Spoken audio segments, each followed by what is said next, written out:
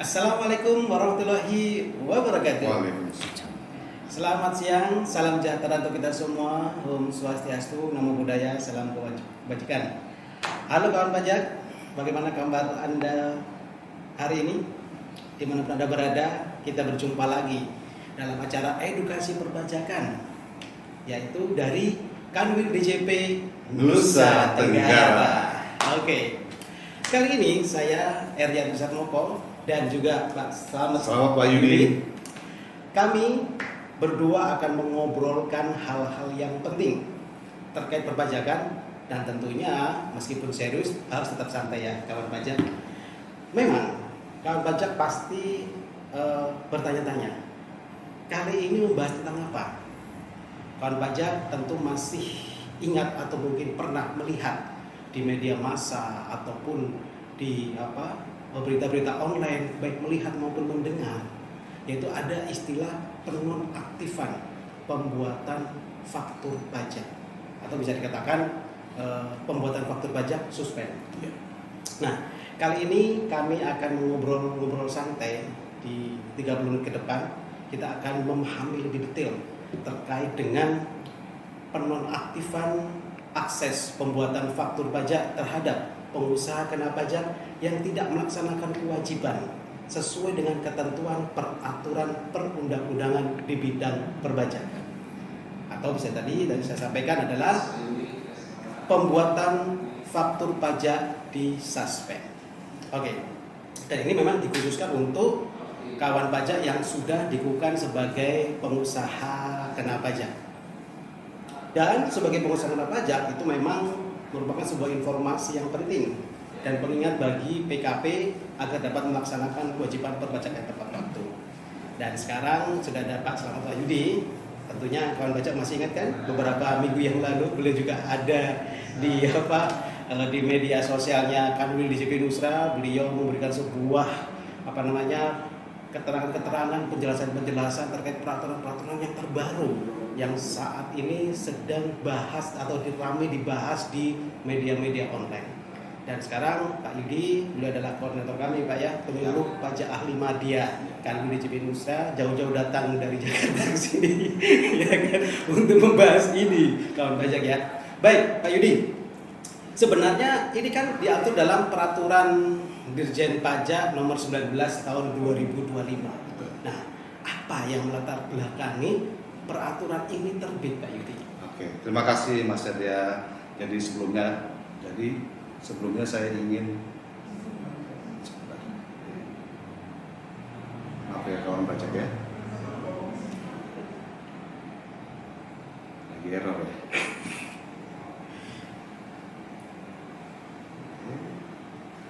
Jadi sebelumnya ingin kita sampaikan terlebih dahulu ya kepada kawan pajak ucapan terima kasih yang banyak yang telah menyempatkan waktunya untuk bisa bergabung di edukasi perpajakan Kanwil Nusa Tenggara Barat ini, Nusa Tenggara. Kemudian saya juga yang kedua tidak lelah-lelahnya untuk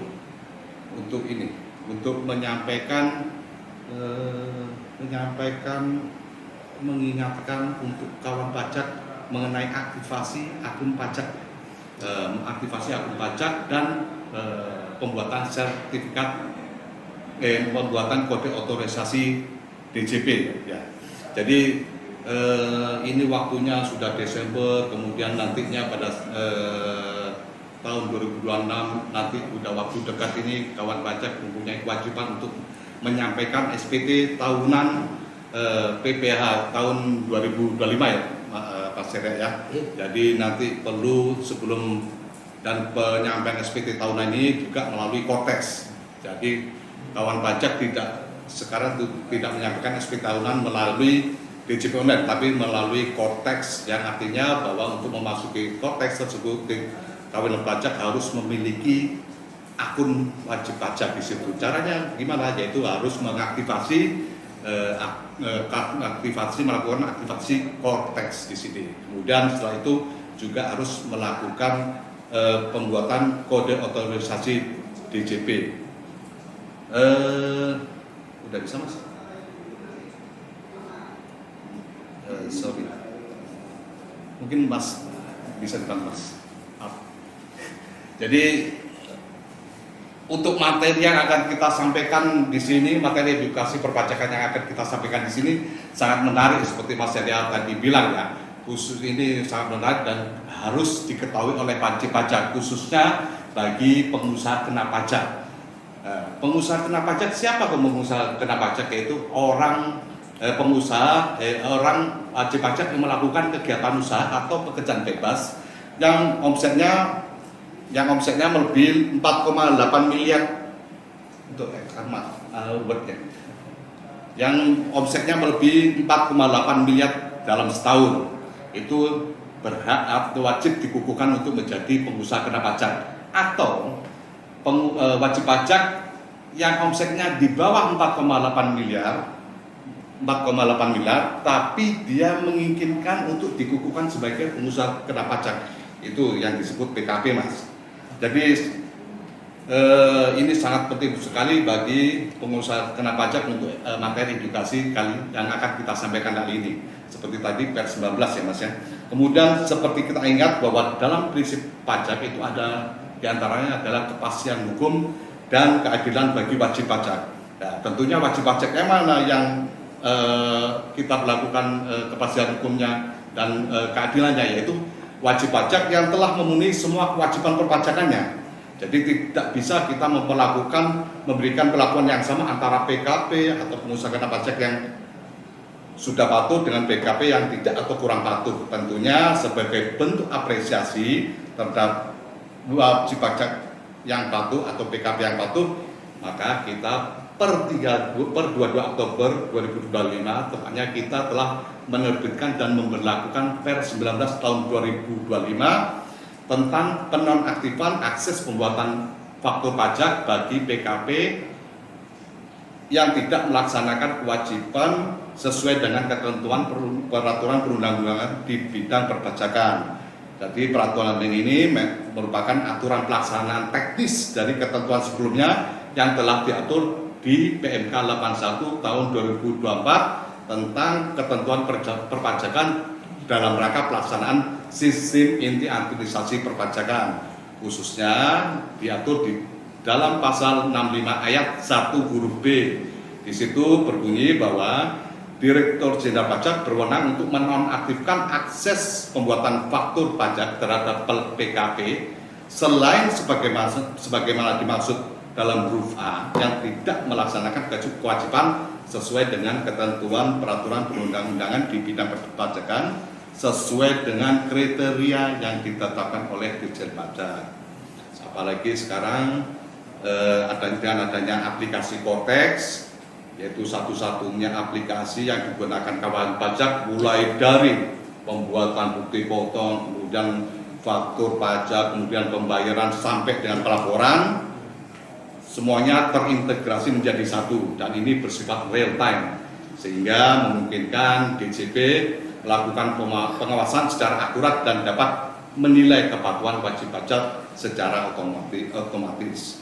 Jadi Per 19 2025 ini juga menegaskan bahwa akses pembuatan faktur pajak bukanlah hak mutlak tanpa syarat, melainkan fasilitas yang diberikan sebagai bentuk apresiasi atas PKP atau pengusaha kena pajak yang telah patuh. Dan ini sesuai dengan prinsip dari pajak itu sendiri, yaitu prinsip kepastian hukum dan keadilan. Luar biasa kan pajak ya. Bapak kita satu ini ya, kalau menjelaskan tuh detail sekali gitu kan. Jadi benar-benar seperti dosen bilang. Jadi di saat kita berbicara latar belakang itu benar-benar itu terkonstruktif gitu loh. Jadi memang latar belakang ini memang demi adanya kepastian hukum dan demi keadilan ya Pak ya. Karena memang posisi di lapangan atau masyarakat luas itu kan banyak sekali pertanyaan-pertanyaan terkait apakah pajak itu sudah berkeadilan atau belum. Betul. Gitu. Dan ini ada salah satu jawabannya. Dan ini sebagai apresiasi kepada pengusaha kena pajak yang patuh di situ. Saya setuju, yang patuh. Jadi sebenarnya ini dititipkan pada mereka yang patuh, ya kan. Nah, kemudian sebenarnya Per ini merupakan aturan atau petunjuk teknis ya Pak, Betul, betul. di mana itu sudah diatur dalam PMK 81 tahun 2024 sebenarnya, Iya. yang sudah dikeluarkan tahun 2024 yang lalu Pak Betul. ya, yang sekarang di petunjuk teknisnya dikeluarkan. Nah sekarang gini Pak Yudi, tadi kan sempat kita sampaikan bahwa di PER 19 ini bahasanya kan adalah penonaktifan akses pembuatan faktur pajak terhadap pengusaha kena pajak yang tidak melaksanakan kewajiban peraturan perundang-undangan di bidang perpajakan sesuai dengan kriteria tertentu. Nah, yang saya tanyakan di sini Pak Yudi, apa yang dimaksud dengan tidak melaksanakan kewajiban peraturan perundang-undangan di bidang perpajakan sesuai dengan kriteria tertentu? Jadi untuk mengenai kriteria tertentu yang disampaikan di PER 19 itu bisa kita lihat tepatnya di pasal 2 ayat 2, bahwa di situ diatur bahwa PKP yang tidak memenuhi kewajiban yang dinonaktifkan akses pembuatan fakturnya adalah PKP yang memenuhi kriteria tertentu. Apa saja di situ disebutkan bahwa ada 6 kriteria tertentu yang digunakan Dirjen Pajak menyatakan bahwa PKP itu tidak patuh. Di antaranya satu, yaitu tidak melakukan pemotongan atau pemungutan pajak untuk setiap jenis pajak yang seharusnya dipotong atau dipungut sebagai pemotong atau pemungut pajak secara berturut-turut dalam 3 bulan. Jadi kalau bicara mengenai pemotongan atau pemungutan pajak itu sendiri tidak hanya berkenaan atas pajak penghasilan, tidak hanya berkenaan pajak PPN ya Mas ya, tapi juga berkenaan dengan pajak penghasilan di situ. Kemudian yang kedua, kriteria kedua adalah tidak menyampaikan surat pemberitahuan tahunan pajak penghasilan tahun pajak yang telah menjadi kewajibannya. Jadi untuk penyampaian SPT tahunan pajak yang telah menjadi kewajibannya itu tahun pajak kapan yang harus disampaikan? Ya tahun pajak kapanpun itu harus kewajibannya dilaporkan selama tidak daluarsa di situ. Kemudian yang ketiga adalah tidak menyampaikan surat pemberitahuan masa PPN yang telah menjadi kewajibannya berturut-turut selama 3 bulan. Untuk kriteria ketiga. Kemudian yang keempat ada tidak menyampaikan SPT masa PPN yang telah menjadi kewajibannya untuk 6 masa pajak dalam periode tahun kalender. Jadi yang 4 tadi adalah tidak menyampaikan SPT PPN berturut-turut selama 3 bulan, tapi ini yang keempat adalah tidak menyampaikan SPT PPN 6 masa pajak dalam 1 periode tahun kalender. Jadi tidak harus berturut-turut di situ. Kemudian yang kelima adalah kriteria kelima adalah tidak melaporkan bukti potong atau bukti pungut untuk setiap jenis pajak yang seharusnya dipotong atau dipungut yang dibuat berturut-turut selama 3 bulan. Dan yang terakhir, kriteria terakhir adalah 6, memiliki tunggakan pajak paling sedikit 250 juta untuk wajib pajak yang terdaftar di KPP Pratama atau 1 miliar untuk wajib pajak yang terdaftar selain di KPP Pratama. Selain yang telah diterbitkan surat teguran dan yang sudah memiliki SK persetujuan pengangsuran atau penundaan pembayaran utang pajak yang masih berlaku. Jadi ada 6 kriteria di situ, dan nantinya untuk penonaktifan ini sifatnya bisa kumulatif, 6-6-nya tidak dipenuhi oleh PKP tersebut atau bisa salah satunya. Jadi bisa salah satu atau kumulatif DJP kalau PKP tidak melaksanakan akan dilakukan suspend atas hak akses pembuatan faktur itu. Luar biasa kawan pajak ya. Jadi ini yang perlu kami garis bawahi kawan pajak. Jadi kawan pajak dan melalui PKP benar-benar harus mengetahui kriteria-kriteria ini. Karena apa? Karena istilah kepatuhan ini ya seperti yang tadi, kalau kita tidak patuh dengan kriteria tadi otomatis DJP akan menonaktifkan pembuatan akses saat membuat faktur pajak itu ya Pak Yudi ya. Jadi kawan pajak perlu mencermati, perlu menghafalkan ya, bahkan ketika kasih garis bawah atau benang merah terkait 6 kriteria tadi. Ini sebenarnya sudah ada ya, kalau silakan browsing peraturan Dirjen Pajak nomor 19 tahun 2025, kriteria apa saja disampaikan Pak Yudi tadi. Ini sangat penting nih. Ini memang harus benar-benar diingat Pak. Karena apa? Saya lihat tadi dan mendengar penjelasan Pak Yudi tadi luar biasa. Jadi ibaratnya ya ini tadi, kalau memang kita tidak patuh ada konsekuensi, betul. ya kan? Dan DJP Dirjen Pajak berwenang, benar, punya kewenangan di situ. Benar. Jadi ibaratnya kalau BPI patuh bisa terus, kalau tidak patuh ya nggak bisa. Ya. Jadi memang ya ini bukan sebuah pilihan ya, wajib pajak ini memang suatu kewajiban dan keharusan. Kalau memang ingin dalam arti bisa jalan, dalam arti tetap bisa mendapatkan faktur, otomatis ya patuh. Ya. Tidak ada kata lain selain tidak patuh, harus patuh. Oke, baik Pak Yudi. Tadi penjelasannya sangat luar biasa ya, kriteria tadi. Saya sebenarnya ingin banyak bertanya sih terkait kriteria tadi, tapi kayaknya nanti kita akan kasih kesempatan lah pada kawan pajak yang sedang menyaksikan pada siang hari ini. Oke, baik. Kalau tadi kita berbicara, Pak Yudi menjelaskan terkait dengan kriteria tadi, ada 6 kriteria ya. Tadi kan yang saya kutip adalah berarti DJP berwenang. Nah, pertanyaannya, siapa yang diberikan mandat ini? Oke, baik. Jadi untuk kewenangan di sini untuk menonaktifkan PKP yang tidak patuh untuk dinonaktifkan akses pembuatan faktur pajaknya, kewenangan ini ada di Dirjen Pajak.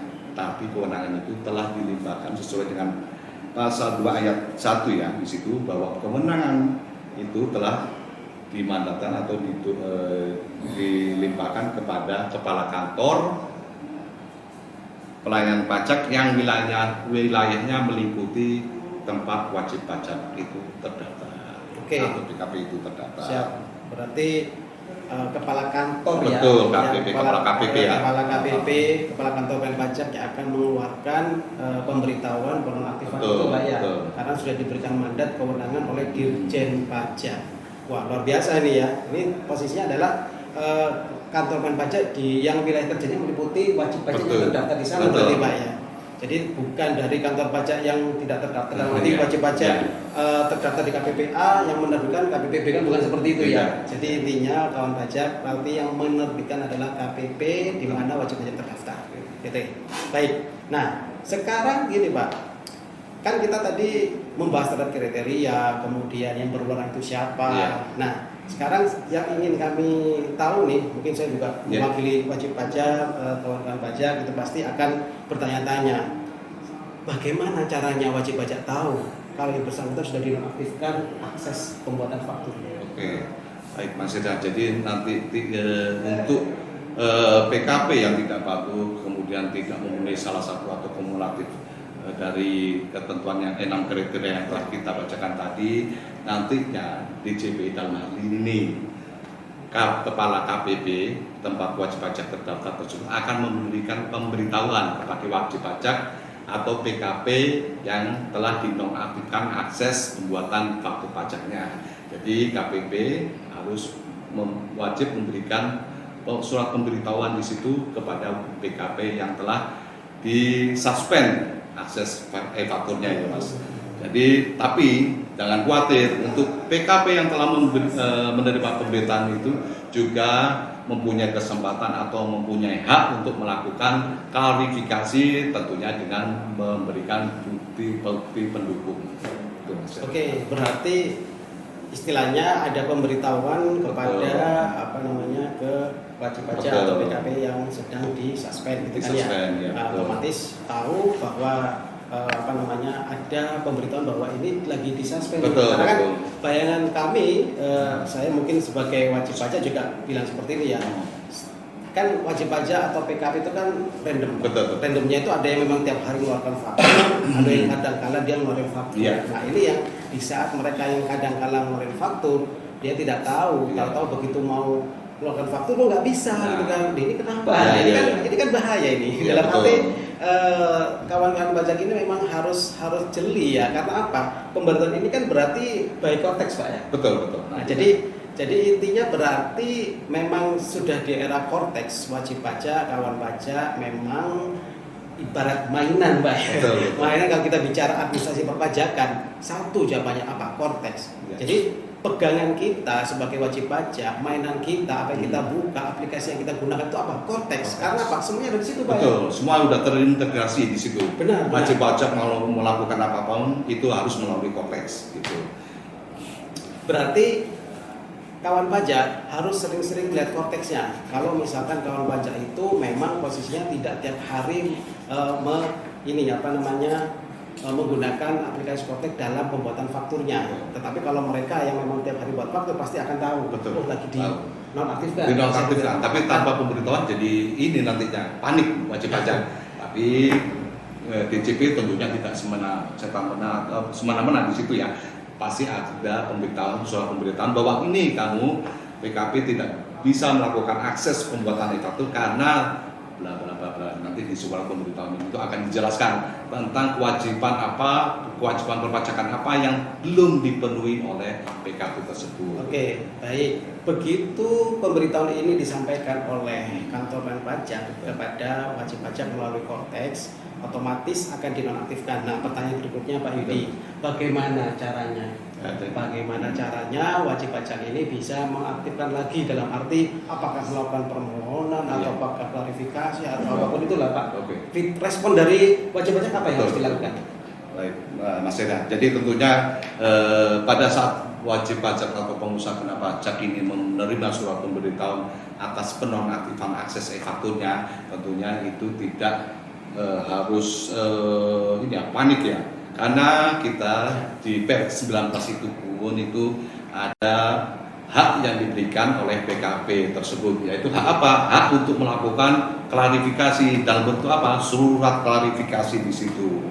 Jadi nantinya surat klarifikasi itu akan disampaikan secara tertulis melalui surat kepada kepala kantor tempat wajib pajak terdaftar dengan format sesuai di PER Dirjen 19 ini.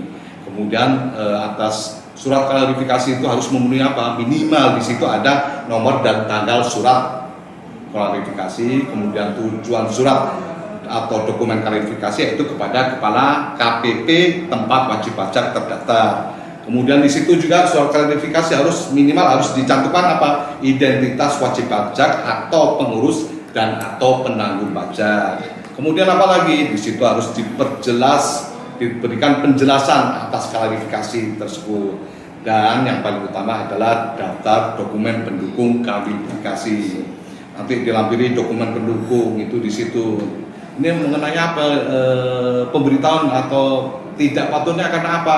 Karena tidak melakukan pemotongan atau pemungutan. Makanya dokumen yang dilampirkan di situ adalah bukti potong atau pungut pajak untuk kewajiban pemotongan atau pemungutan pajak di situ. Jadi nanti ada beberapa dokumen pendukung yang harus dilampirkan dalam surat klarifikasi itu disesuaikan dengan pemberitahuan yang telah disampaikan dari KPP kepada PKP tentang apa-apa kewajiban yang belum dipenuhi oleh PKP tersebut. Itu yang harus dilakukan klarifikasi dan bukti pendukung juga dilakukan di situ, Mas. Baik, luar biasa ya. Jadi sebenarnya ini korelasinya pada yang kriteria tadi, Pak. Ya, tadi kan betul. Direktur Jenderal Pajak dalam hal ini kantor pajak Pratama atau selain Pratama ya, itu kan memberitahukan kepada PKP wajib pajak bahwa ada akses dinonaktifkan dikarenakan ini. Betul. Gitu ya, Pak, situ, ya? betul. Jadi sudah disebutkan betul, ya. Di situ kewajiban apa yang PKP yang belum dipenuhi itu disebutkan dalam surat pemberitahuan. Jadi sudah jelas ya. Jadi intinya pajak kalau sudah mendapatkan surat pemberitahuan itu, jadi surat cinta ya. Iya, betul. Surat cinta itu yang bikin nggak bisa tidur menurut saya. Yang memuat terkait dengan apa saja yang harus diklarifikasi kan betul, gitu, Pak ya. Betul. Jadi misalkan dari 6 kriteria tadi cuma hanya satu, berarti satu jadi klarifikasi, Pak ya. Kalau misalkan ada 6, apalagi 6 Pak ya, semuanya ya mau nggak mau harus 6 itu gitu ya.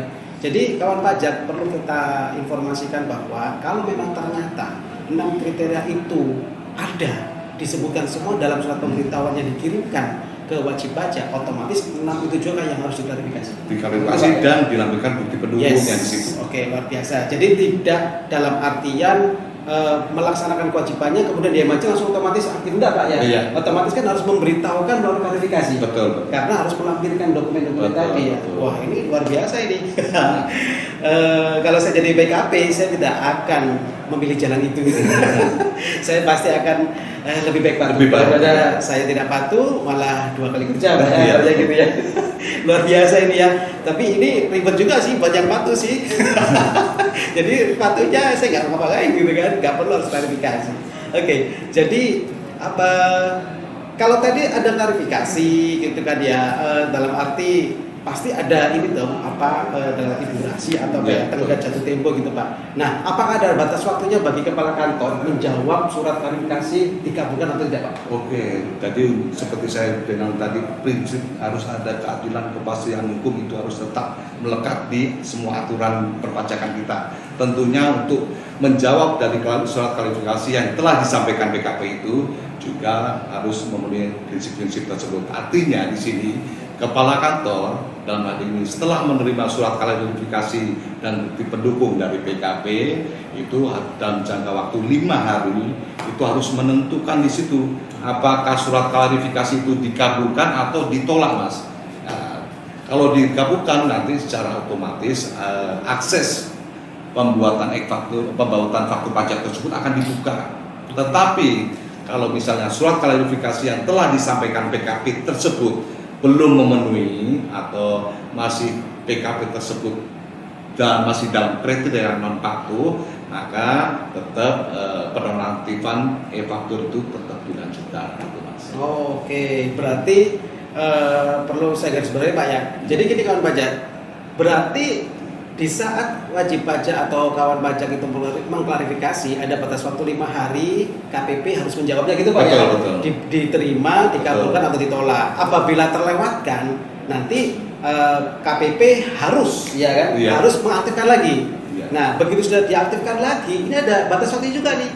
Karena kan KPP pasti akan memantau terus Pak ya. Ya, betul. Di saat 5 hari kerja setelah penetapan bahwa itu diaktifkan kembali masih tidak patuh, masih masuk memenuhi kriteria tertentu tadi, otomatis KPP juga akan menerbitkan lagi Pak ya. Betul. Menerbitkan lagi surat pemberitahuan. Betul. Nah, ada penonaktifan akses motor Betul. Wah, ini jadi tidak berarti kita KPP tidak menjawab kemudian sudah berarti aktif terus Pak ya. Betul. Ada batas waktunya juga tuh. Ya. 5 hari kerja wajib pajak untuk bisa melengkapi semuanya, mematuhi semuanya kewajiban perpajakannya dan mengklarifikasi kalau misalkan itu terbit lagi. Betul. Gitu ya. Ya. Wah, luar biasa ini harus diketahui oleh wajib pajak dan kawan pajak dimanapun Anda berada. Oke, baik. Kemudian gini, Pak Yudi, kita kan tadi sebenarnya bisa ini ya tahu bahwa terkait dengan masalah yang perlu mungkin saya pernah baca nih Pak Yudi ya. Jadi ada beberapa hal yang mungkin dipertanyakan banyak kawan pajak nih terkait dengan istilah hutang pajak. Betul. Jadi kan hutang pajak itu kan random ya. Jadi sekarang itu kalau kita bicara era Cortex sebenarnya sudah tidak kayak dulu lagi. Kalau dulu itu kan memang harus dikirim, ya kan? Wajib pajak terkadang tidak tahu entah itu STP atau tagihannya tidak nyampe ke wajib pajak sehingga wajib pajak tidak tahu kalau ada istilahnya tunggakan. Nah, tapi sekarang dengan adanya Cortex otomatis tidak ada istilah wajib pajak tidak tahu kalau ada tunggakan. Kan gitu Pak ya? Nah, dari situ sebenarnya wajib pajak sudah bisa mengetahui nih terkait dengan jumlah tunggakan pajak. Ini perlu nih.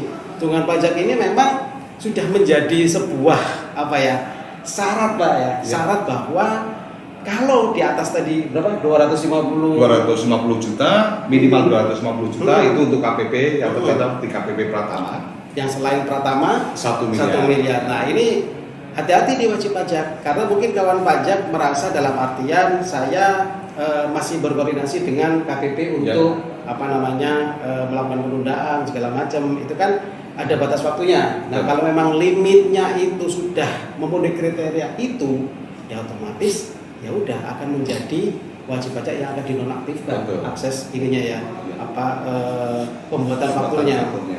Nah, baik Pak Yudi, dalam artian ini kan penonaktifan ini kan merupakan sebuah kalau saya boleh bilang wajib pajak pasti akan terkaget-kaget kalau memang sudah dinonaktifkan, tetapi tidak perlu merasa cemas apalagi panik. Kan? Biasanya kan sesama apa kawan pajaknya panik kan. Tidak perlu panik karena memang ada istilahnya cara yaitu mengklarifikasi dan intinya harus patuh. Itu aja sebenarnya Pak ya. Itu sangat mudah. Diikuti saja aturan yang berlaku gitu kan ya. Baik, baik Pak Yudi, mungkin kita sudah di akhir acara, tidak terasa ya ini berarti. Nggak terasa ya. Luar biasa ya penjelasannya. Pengen lebih ini ya. Bentar ini, harusnya 3 hari Pak kita bahas ini. Baik, jadi Pak Yudi, apakah ada closing statement terkait ini? Oke, jadi seperti yang kita sampaikan di awal tadi bahwa dengan Pers 19 ini, di mana DJP dalam hal ini Direktur Jenderal Pajak mempunyai kewenangan untuk melakukan menonaktifkan hak akses pembuatan faktur pajak bagi PKP yang tidak melaksanakan kewajiban dalam perundang-undangan di bidang perpajakan. Itu memang menjunjung tinggi prinsip dari kepastian hukum dan keadilan. Keadilan bagi siapa? Bagi PKP yang telah memenuhi atau patuh di sini. Jadi memberikan apresiasi terhadap PKP yang telah patuh dan telah memenuhi kewajibannya perpajakannya, itu kita apresiasi. Nah, ini Pers 19 ini jadinya memberikan pelindungan atau seperti apresiasi bahwa memang kita nggak bisa memberikan apa-apa kepada wajib pajak PKP yang patuh ya Mas, selain memang memberikan treatment yang berbeda antara PKP yang patuh dan PKP yang tidak patuh, dengan tetap menjunjung tinggi prinsip kepastian hukum dan keadilan. Luar biasa. Baik kawan pajak, apabila wajib pajak, kawan pajak ingin mengupdate info mengenai perpajakan ataupun ingin bertanya seputar pajak, dapat menghubungi kami ya melalui fanpage-nya Kanwil DJP Nusa Tenggara, kemudian di Twitter juga ada, Instagram dan YouTube yaitu @pajaknusra, kemudian kering pajak 1.500-200 atau Twitter @kring_pajak. Kemudian ibaratnya seperti ini kawan pajak. Mari kita siapkan hati, jiwa dan raga dan jangan lupa berdoa. Karena apa? Mari kita membuat Indonesia tersenyum bahagia. Karena apa? Karena Indonesia ada di tangan kita. Cakep.